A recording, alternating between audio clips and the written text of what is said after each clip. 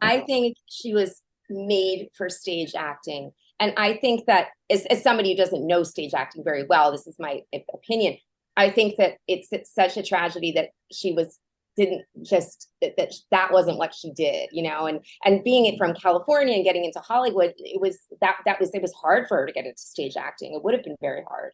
But I think that a lot of the stresses, it can't be overemphasized, that the harrowing, grueling stress of the filming. And this is not to say that stage acting is not stressful, not at all, but the cut again and again, and we didn't get it right, do it again and again, and this wrong, if that wrong, and the hot lights and the close-ups of the face and having to worry about the face all the time. And it's that was brutal for her.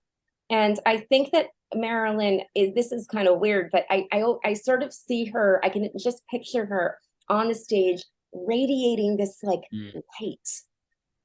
Her movements were so natural and so spontaneous. And I imagine that the stage allows for some spontaneity that filming does not, because of the strictness of the way everything is so precariously scheduled. Proximity.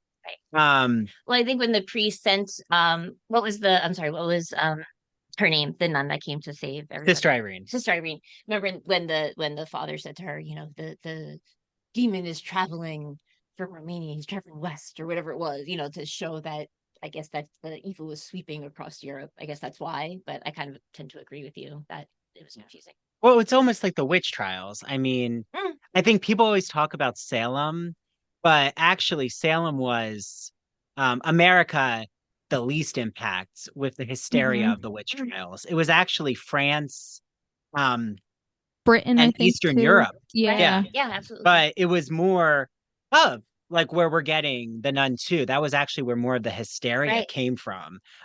So maybe they were trying to mirror, like you said, maybe possession is overtaking Europe, just like the witch trial hysteria. Could be. There you go. Okay, well, I guess this is why I like talking about it, because it makes you think, see the analysis in a different way. So not only did they take over their land, they forced them west, and then they even brought in illnesses that the Native Americans did not have here as an indigenous illness, and now they're being killed.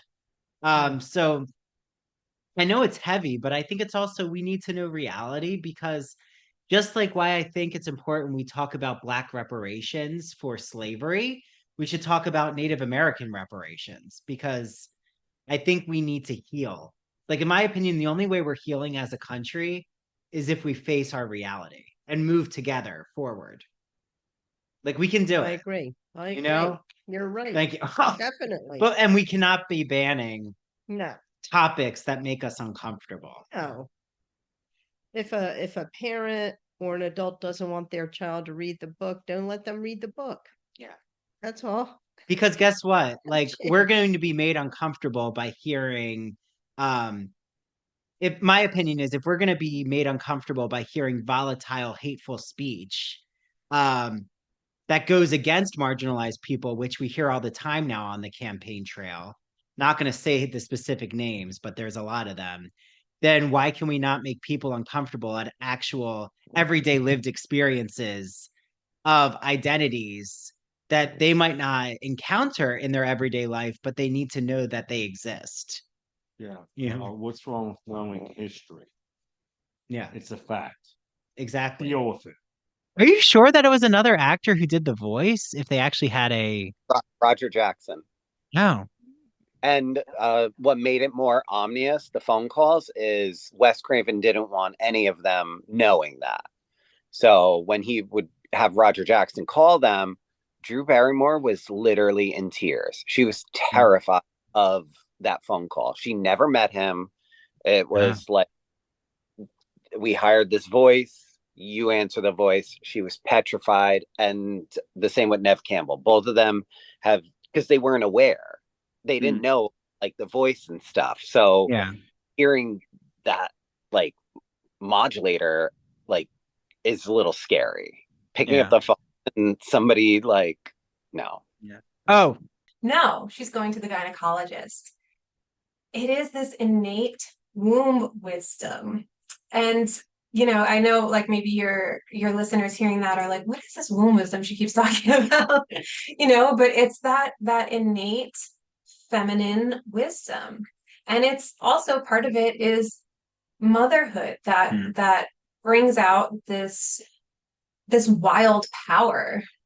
And so the idea of the womb is that it is a space of creativity. It's empty, it's hollow, it's dark and warm, but it is a place where ideas are born. And Barbie says to Ruth Handler, she goes, I want to go and be the person who has the ideas. So she wants to go and she wants to create. Mm-hmm. And again, not necessarily meaning she wants to create life as in a baby, although that could be what she means. She wants to go and create. So that to me, on the deeper level, is what this gynecologist is about.